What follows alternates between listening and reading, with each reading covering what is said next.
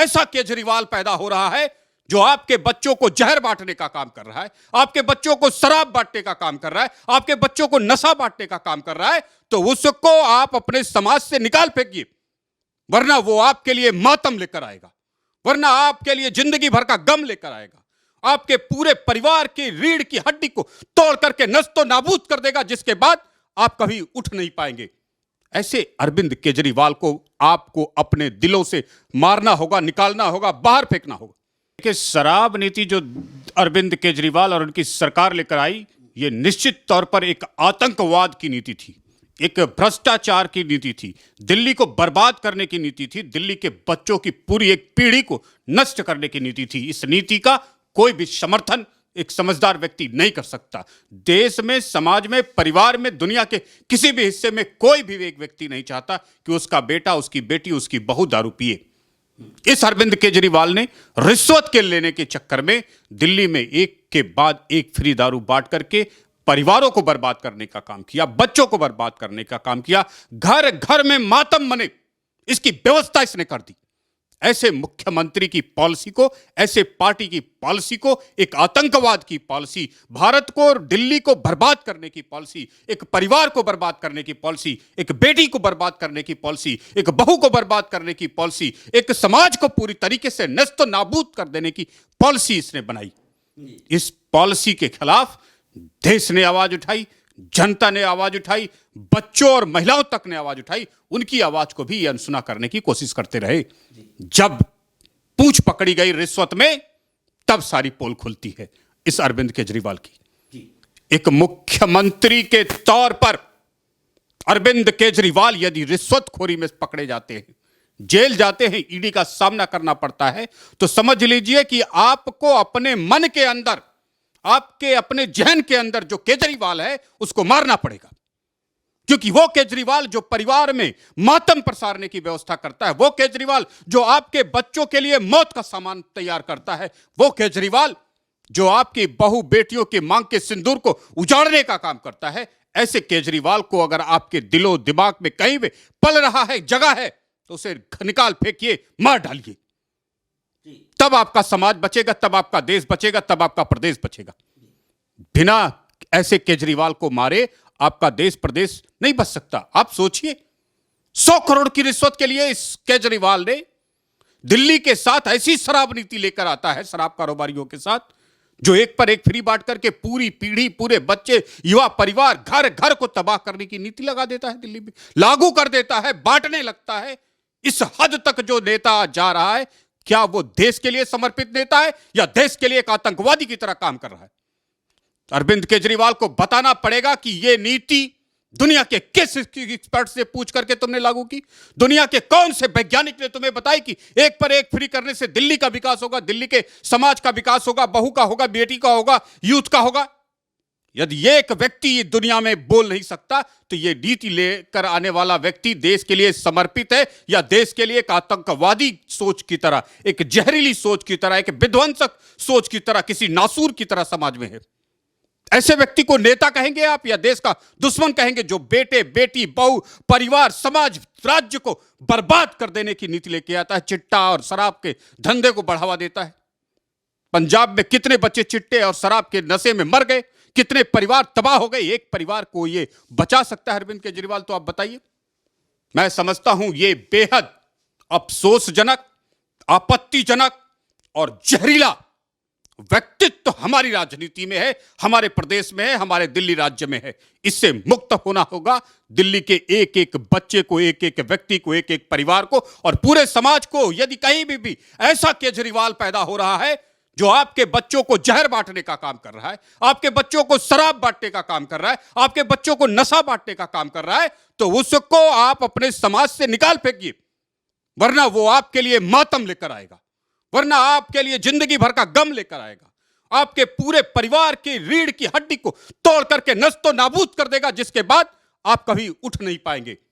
ऐसे अरविंद केजरीवाल को आपको अपने दिलों से मारना होगा, निकालना होगा, बाहर फेंकना होगा। बेशर्मी की तरह कह रहा है कि मैं देश के लिए समर्पित हूं। देश के लिए समर्पित कोई भी बेटा, कोई भी नेता, कोई भी देशभक्त अपने बच्चों के लिए शराब की नीति लेकर के, ऐसी नीति लेकर नहीं आएगा। कोई भी अनपढ़ गवार भी अपने बेटे बेटियों के लिए दारू एक पर एक फ्री लेकर के नहीं आएगा। और वो दारू तब फ्री लेकर आया 100 करोड़ की रिश्वत के लिए, जिस दिल्ली वालों ने अरविंद केजरीवाल को 70,000 78,000 करोड़ का बजट दे दिया हो, 1 साल नहीं 10 साल के लिए। उस केजरीवाल ने दिल्ली के बच्चों के लिए, दिल्ली के परिवारों के लिए, दिल्ली वासियों के लिए क्या लेकर आया है? शराब एक पर एक फ्री, वो भी 100 करोड़ में दारू कंपनियों के आगे लेट करके।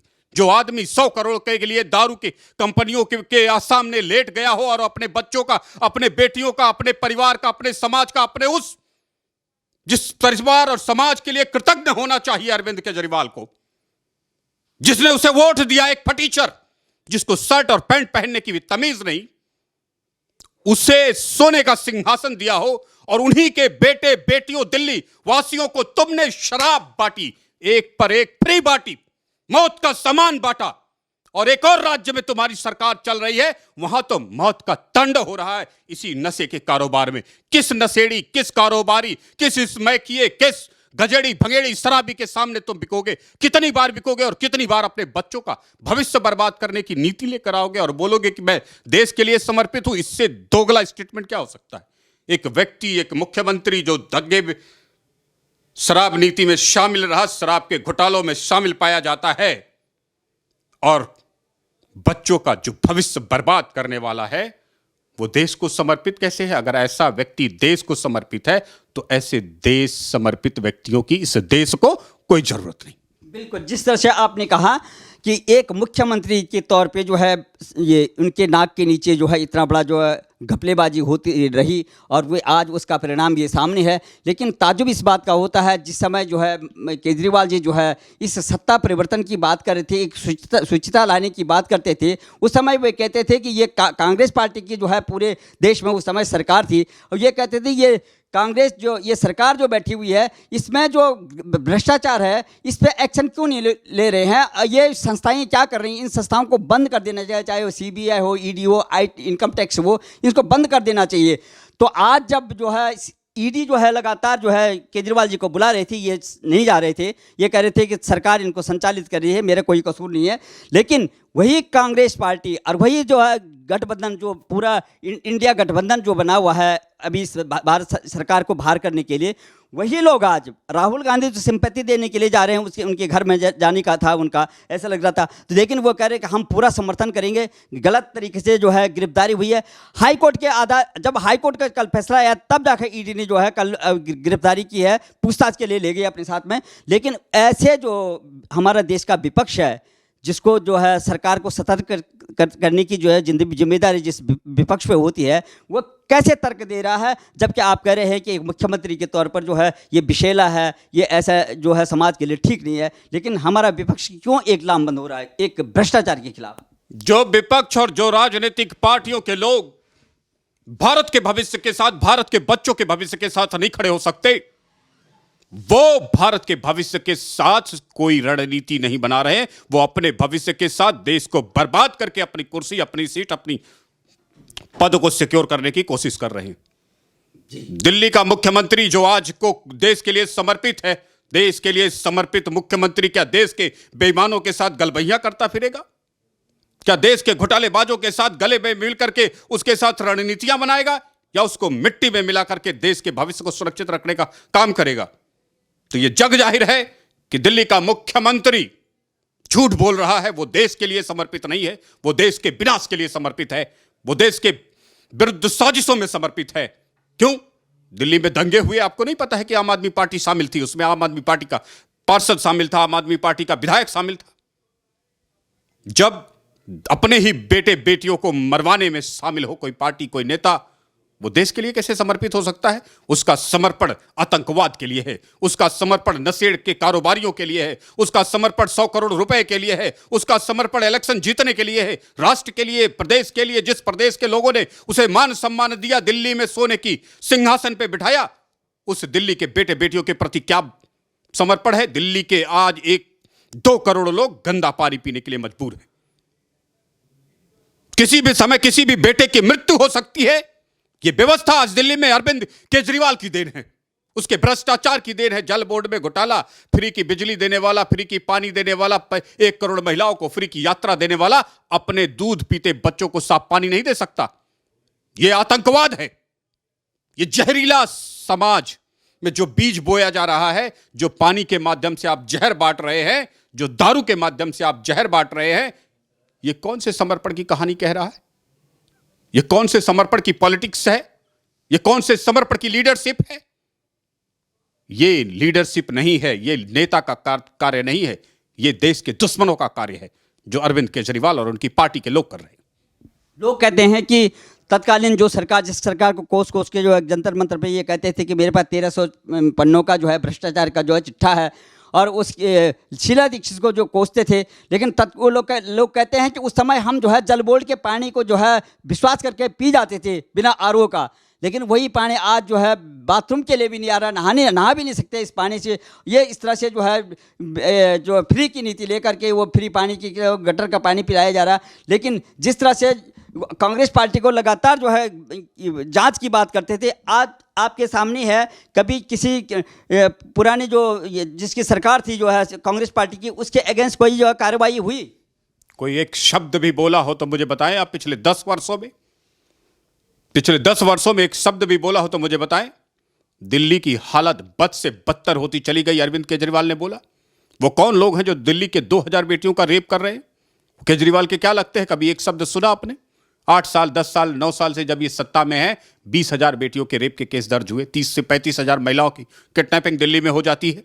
वो महिलाएं बेचारी, वो बेटियां लौट के आई कि नहीं आई, वो सब के सब मैं जानता हूं, हिंदू घर से होंगी, हिंदू परिवार से होंगी जिनकी किडनैपिंग हुई।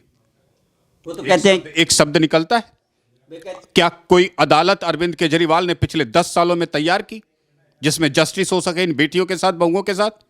या सिर्फ केजरीवाल को ही जस्टिस चाहिए और किसी को जस्टिस नहीं चाहिए? जाहिर सी बात है रावत जी, जो भ्रष्टाचारियों के साथ है, भ्रष्ट नीतियों के साथ है, देश विरुद्ध है, समाज विरुद्ध है, परिवार विरुद्ध है, युवाओं के विरुद्ध है, बच्चों के भविष्य के विरुद्ध खड़ा होकर के लूटपाट करके सत्ता में बैठा हो। 2 करोड़ लोगों के परिवारों में छोटे छोटे दूध पीते बच्चे हर रोज गंदे पानी, बदबूदार पानी, नाले के पानी से मरने के लिए तैयार हो। ऐसे नेता को, ऐसे मुख्यमंत्री को आप क्या कहेंगे? नेता कहेंगे? मुख्यमंत्री कहेंगे अपना? अरे ये तो आतंकवाद से भी ज्यादा खतरनाक है जो अरविंद केजरीवाल दिल्ली में कर रहे हैं।